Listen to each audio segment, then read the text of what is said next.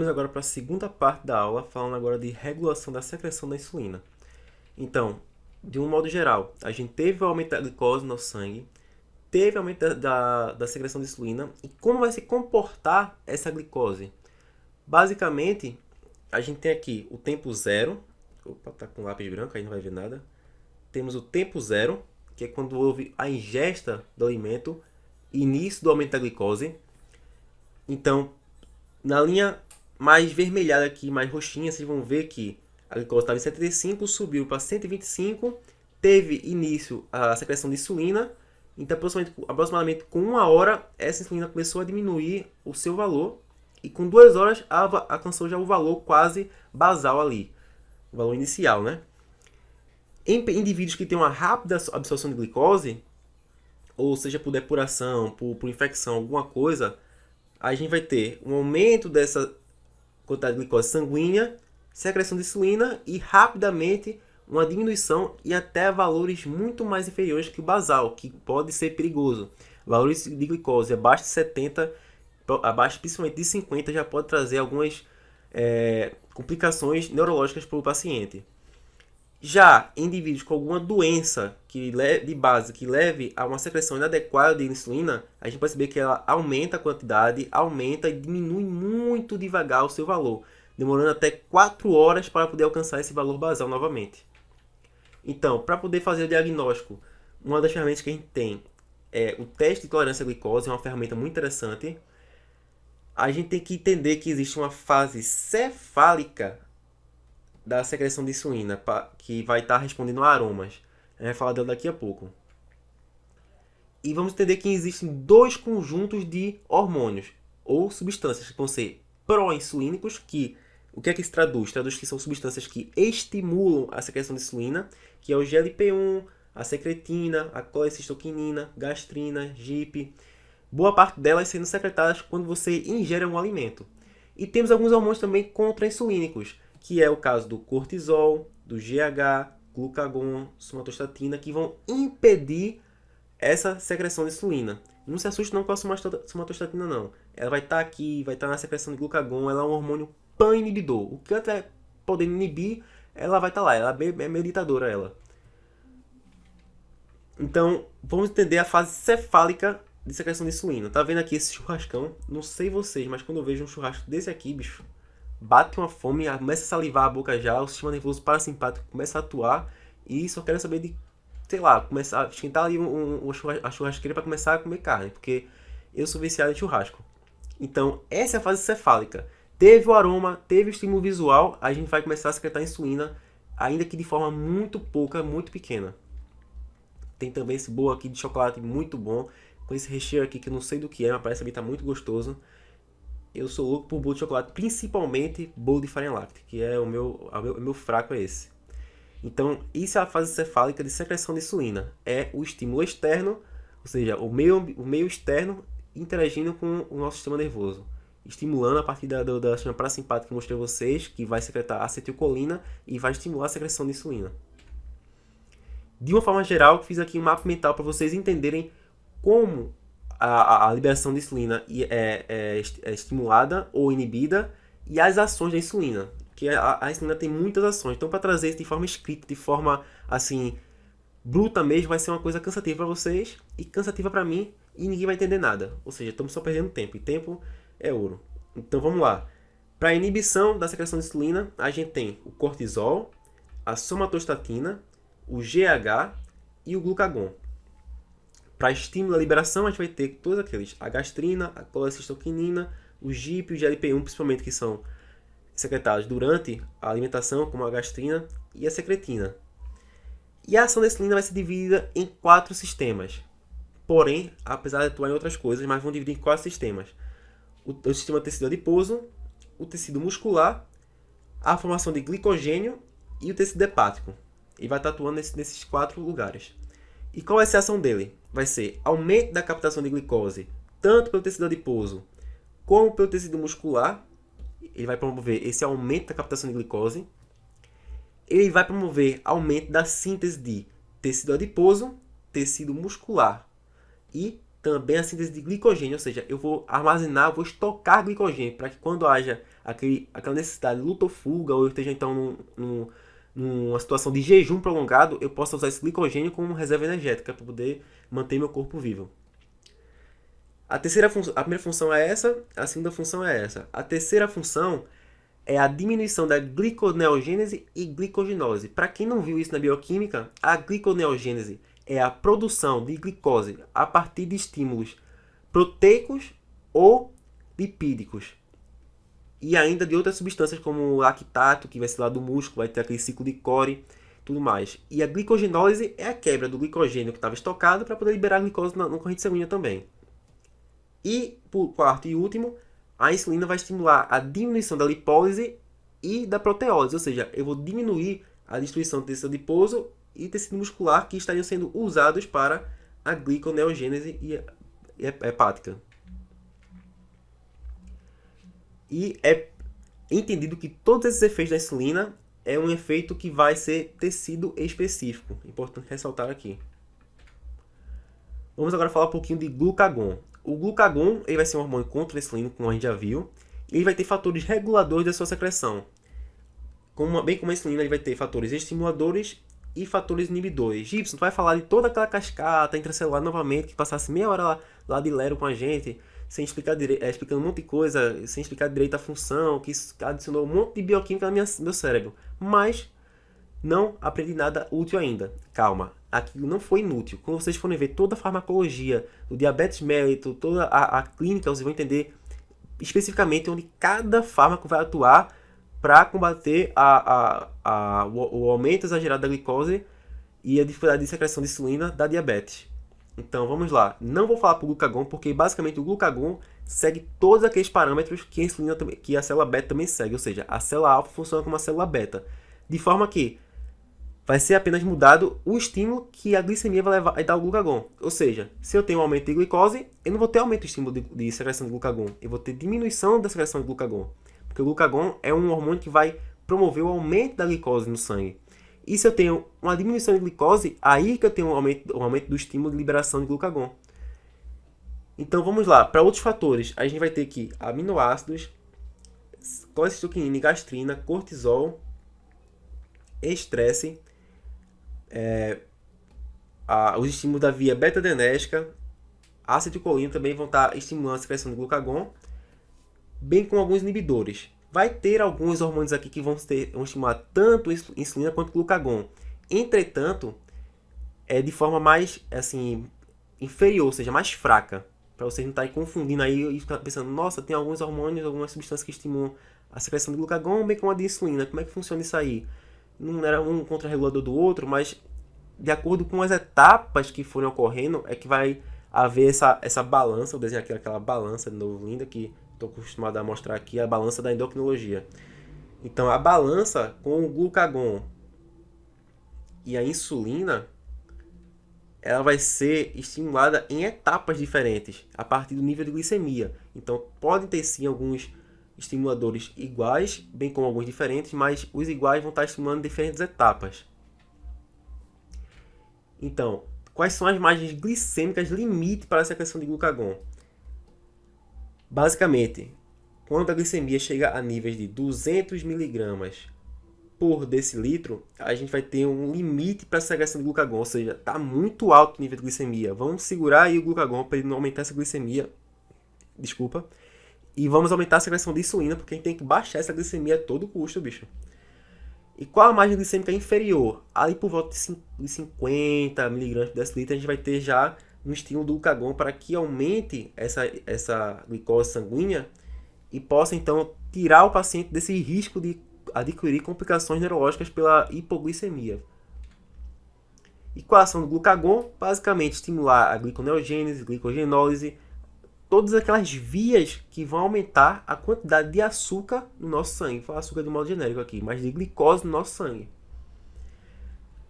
Gibson, qual a função da somatostatina? Tu vai dar um slide específico para ela? Não vou dar um slide específico para ela, porque a gente sabe já que ela é um PAN inibidor.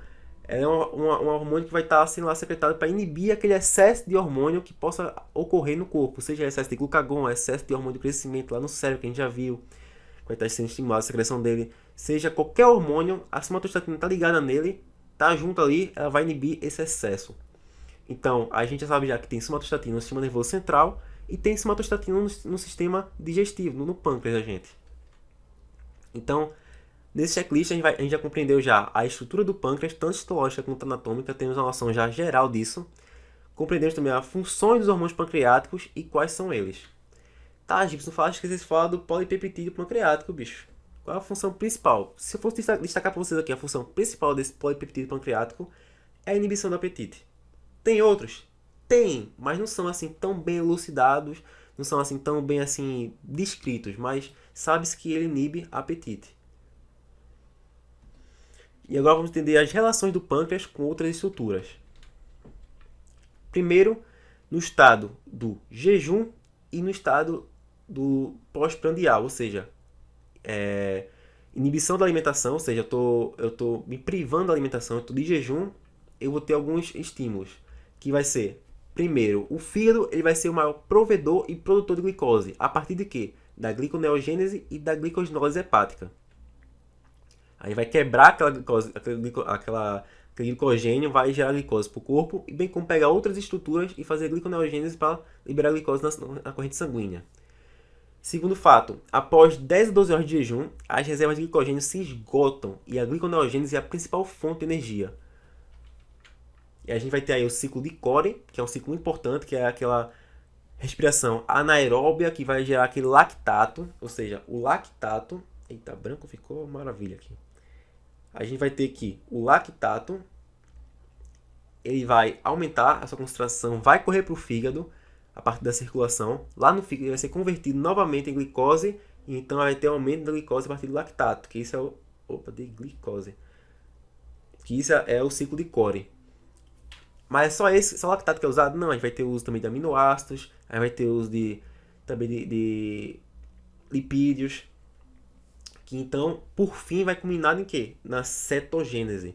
É a formação de corpos cetônicos que vão servir...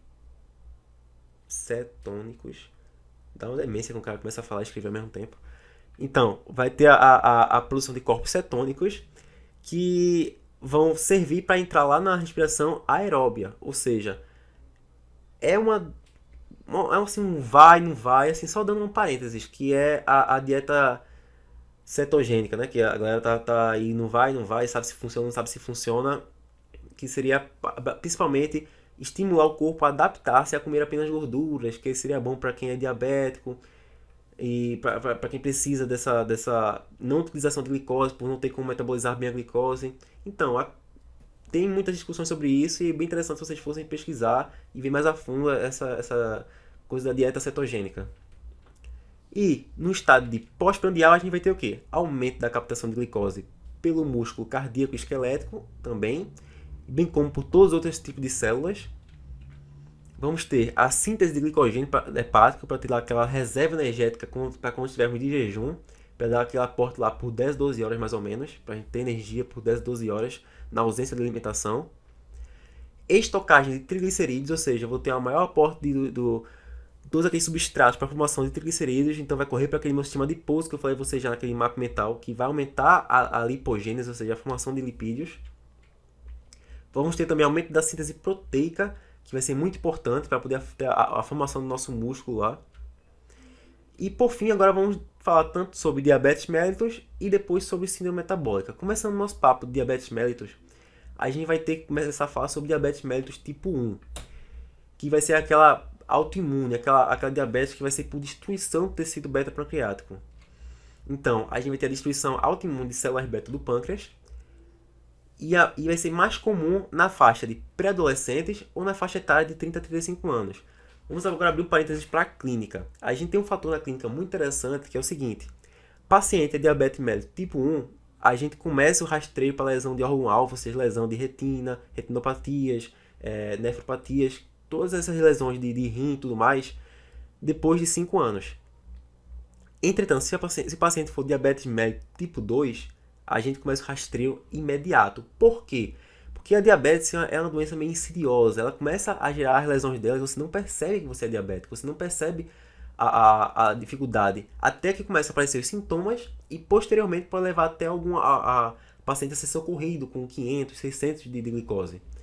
Então, essa lesão em diabetes mellitus tipo 2, que é o mais tardio, é o diabetes que aparece depois por resistência à insulina, ela é mais comum e insidiosa, ou seja, você vai perceber que o paciente ele começa a ser diagnosticado lá pelos 40 anos já, 45, ou mais tardiamente ainda.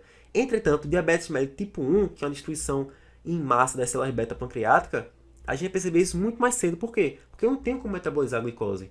Então, o paciente chega lá já na fase pré-adolescente com uma cetoacidose diabética, qualquer coisa do tipo, porque ele já está lá em fase crítica, ele já está lá com a glicose muito alta, porque ele não tem como metabolizar essa glicose. Enquanto o tipo 2, ele tem uma resistência baixa e depois que essa resistência vai piorando a insulina.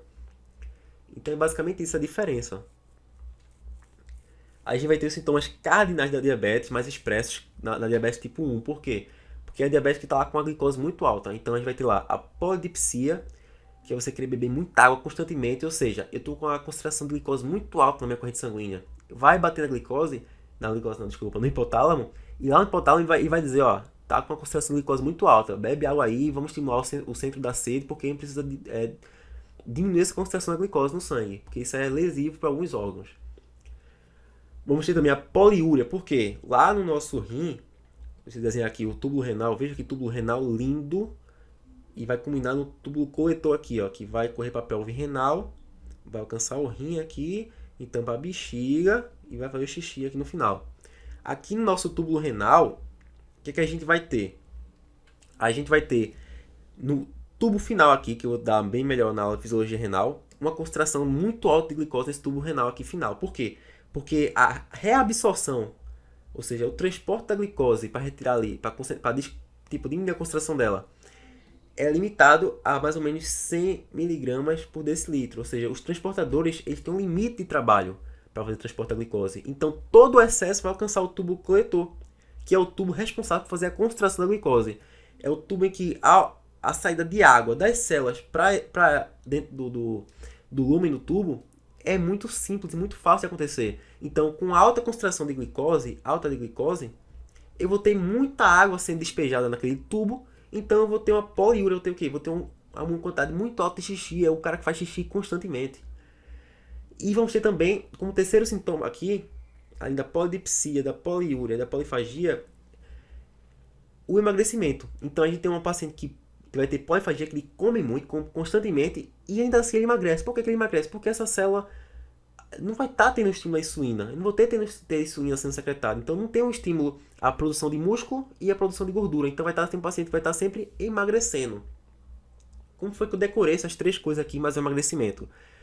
Eu vi uma historinha uma vez que, lembro se foi Sócrates, se foi Platão, alguém que daquela época lá, eles disseram o seguinte: existem pacientes que a gente, pacientes não, mas pessoas que a gente vê aqui, que eles bebem muita água, eles fazem muito xixi, comem incansavelmente grandes pratos e ainda assim emagrece. Então, já há relatos muito antigos da diabetes mellitus, coisa mesmo de muito tempo antes de Cristo, muito tempo lá do Roncocó mesmo.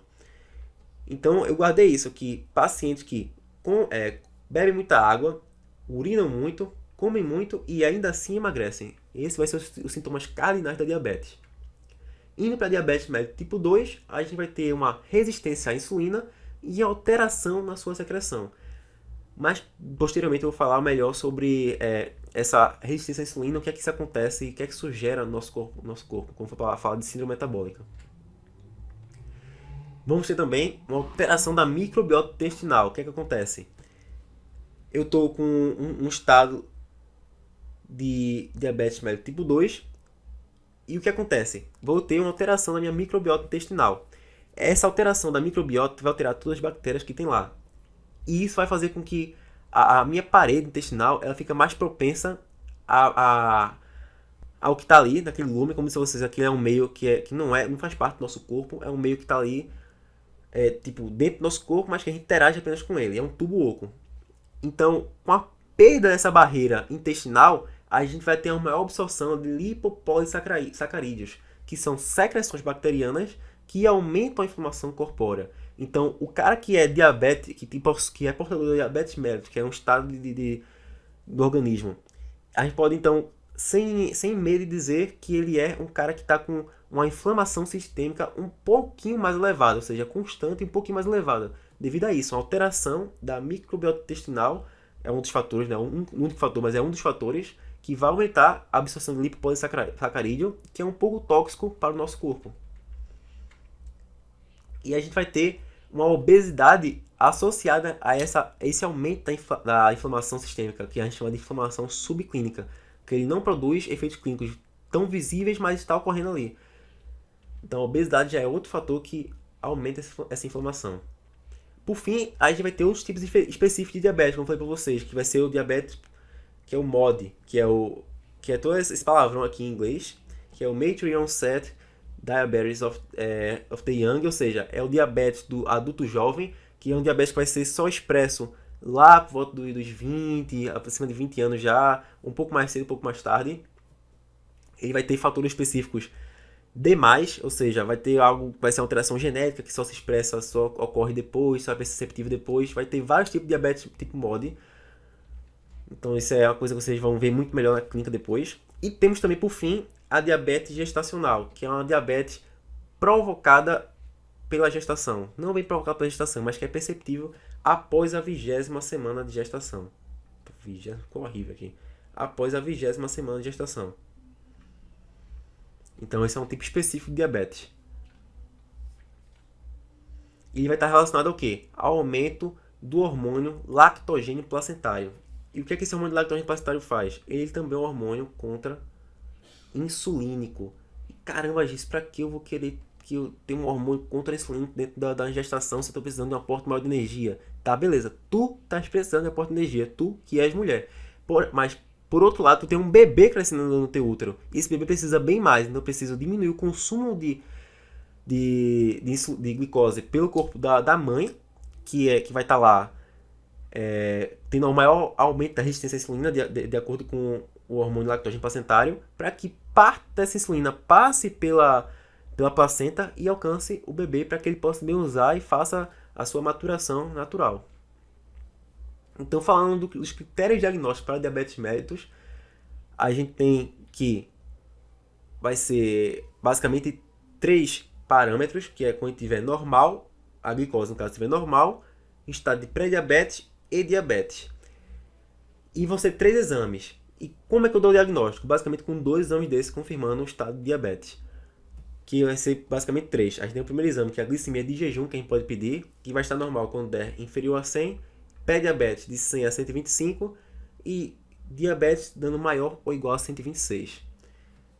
Glicemia 2 horas após TOTG, que é aquele teste oral de tolerância à glicose, que vai ser dado com 75 gramas de glicose.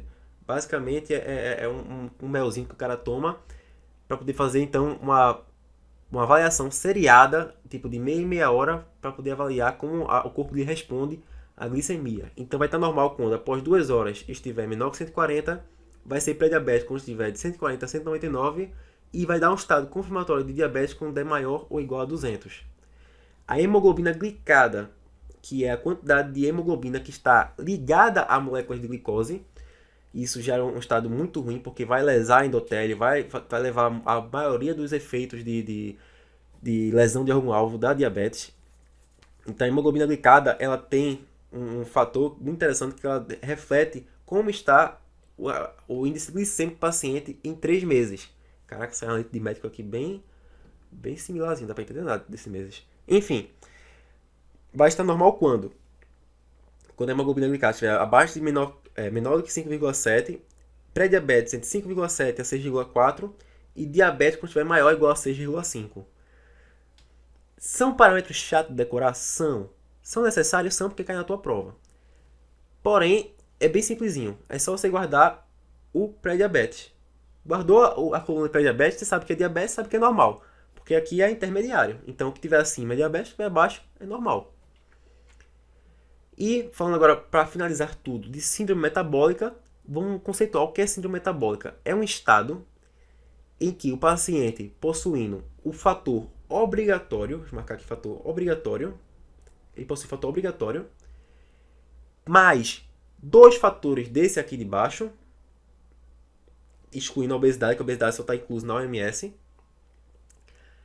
a gente vai ter o quê? Vai ter um estado de síndrome metabólica, que vai...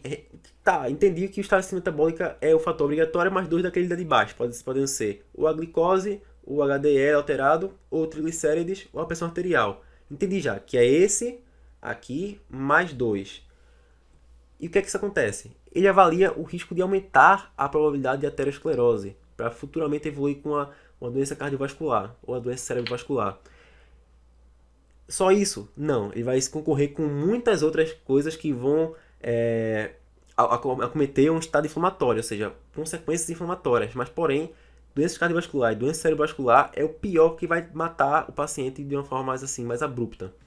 Então, vamos entender a síndrome metabólica. Pelo IDF, que é a Federação Internacional de Diabetes, ele vai categorizar a síndrome metabólica como sendo o parâmetro obrigatório, que é o quê? CA, que não é câncer, é circunferência abdominal do homem estando maior ou igual a 94 centímetros e na mulher maior ou igual a 80 centímetros. A IDF atrás que estando maior ou igual nos homens asiáticos do que 90 centímetros. Por quê? Não sei. Não faço ideia. É só algumas coisas epidemiológicas que são descobertas que basicamente igual, 94 centímetros. Que aqui no Brasil a gente tem uma população bem misturada, bem miscigenada. Então esses fatores epidemiológicos um pouco frágeis.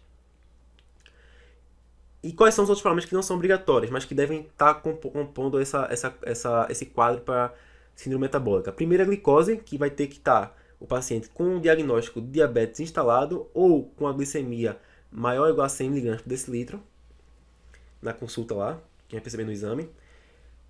Então, já é um estado de pré-diabetes, né?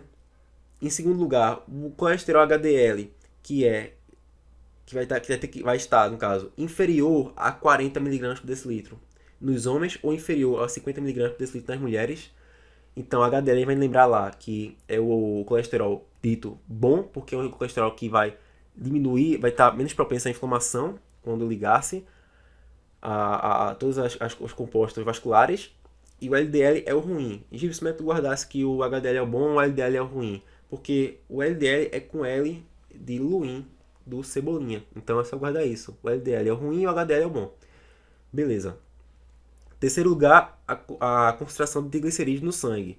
Quando estiver no paciente maior ou igual a 150 ou em tratamento farmacológico. Eu vou abrir um parêntese muito grande aqui sobre esse tratamento farmacológico. Por quê? Muitas vezes o paciente chega lá, às vezes aquele paciente mais idoso já, meio gaiato, gosta de tirar onda, ele chega lá e diz, você pergunta pra ele, tem algum problema de saúde? Ele diz, não. Aí você pergunta, toma algum remédio? Toma o quê? Tomo simvastatina, tomo metformina, tomo insulina, tomo tudo. Então, para ele, para o paciente, estar com as taxas controladas é não ter problema de saúde. Porém, pra gente não. A gente sabe que ele tem um problema de saúde de base, porém está controlado. É uma classificação. É um problema de base controlado, mas ele tem aquele problema. Então, numa dosagem de triglicerídeo maior ou igual a 150 mg por decilitro, ou o paciente em tratamento farmacológico, apesar de estar controlado, eu vou classificar ele como potencial paciente portador de síndrome metabólica. Eu trouxe aqui a obesidade que a OMS traz, que é apenas a OMS, não está na classificação do IDF, mas que ele vai estar relacionado ao quê? A relação cintura-quadril, que é uma divisãozinha que você faz, e se ela estiver maior do que 0,9 em homens, ou maior que 0,85 em mulheres, ou o paciente já em obesidade pelo IMC, que é maior ou igual a 30 kg por metro quadrado, a gente vai poder aumentar a classificação dele de risco. Ou seja, eu trouxe aqui a obesidade apenas por risco, desculpa. Apenas por risco, e não porque está na classificação da IDF. Então não confundam isso, é apenas por título de curiosidade, porque é um parâmetro muito bom também para avaliar o risco aterosclerótico do paciente. O que faz parte apenas do IDF é a glicose, o obrigatório, o HDL colesterol, triglicerídeo e a pressão arterial. Por fim, a pressão arterial que na aferição consultória estão maior ou igual a 130 por 85 mm de mercúrio, ou também de novo em tratamento farmacológico. Por quê? Porque já expliquei. Apesar de estar em tratamento farmacológico, ele é portador de algum problema. Ele está controlado, ele não está curado. Por fim, é isso. A gente fechou compreendendo a estrutura do pâncreas, sabendo as funções dos hormônios pancreáticos e entendendo as relações do pâncreas. Voltando para a pergunta que foi feita lá no início da aula. Se no diabetes mellitus tipo 1 é destruído o pâncreas do paciente, por que não transplantar um pâncreas novo? Primeiro, a dificuldade de encontrar um pâncreas viável. Por quê? Porque o paciente que vai doar, ou seja, o doador, ele tem que ter um pâncreas muito bom, não ter tido problema com alcoolismo. Tem uma série de fatores lá que ele precisa preencher. Além de que ele tem que estar morto, gente. Eu não posso tirar um pâncreas de um paciente que está vivo. Ele precisa daquele pâncreas também. E tem que ser uma morte cerebral. Não pode ser uma morte por pancreatite. Não pode ser morte que gere lesão no pâncreas, beleza?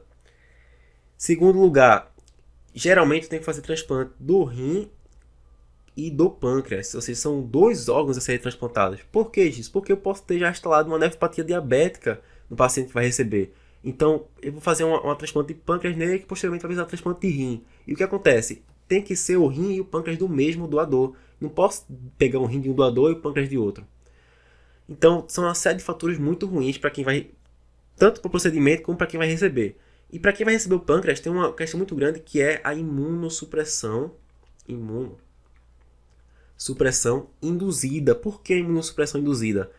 Porque eu não posso haver a rejeição daquele pâncreas novo. Senão eu vou destruir toda aquela célula pancreática novamente e vou ter um estado de diabetes novamente. Ou seja, apenas submeter o paciente a uma cirurgia indecente. Ou seja, podemos dizer assim, pode ser uma iatrogenia. Eu vou levar aquele paciente a sofrer lesões, a sofrer uma resposta metabólica ao trauma, tudo mais, sem necessidade. Porque havendo a rejeição, que gira em torno hoje de 20 a 40%, mesmo quando eu induzo o paciente a imunossupressão induzida, imunossupressão induzida, pleonasmo, enfim, mesmo quando eu induzo o paciente a imunossupressão, ainda existem altas taxas de rejeição do órgão. Então, outra complicação, um paciente imunossupresso, ele está mais propenso ao quê? A infecções. Então, eu estou cortando a raiz de um problema de um lado, enquanto estou plantando outra raiz de um problema do outro.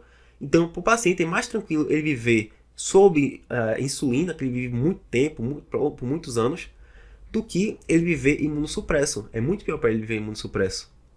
Então é basicamente isso. Por que não transplantaram? Existe o transplante? Existe.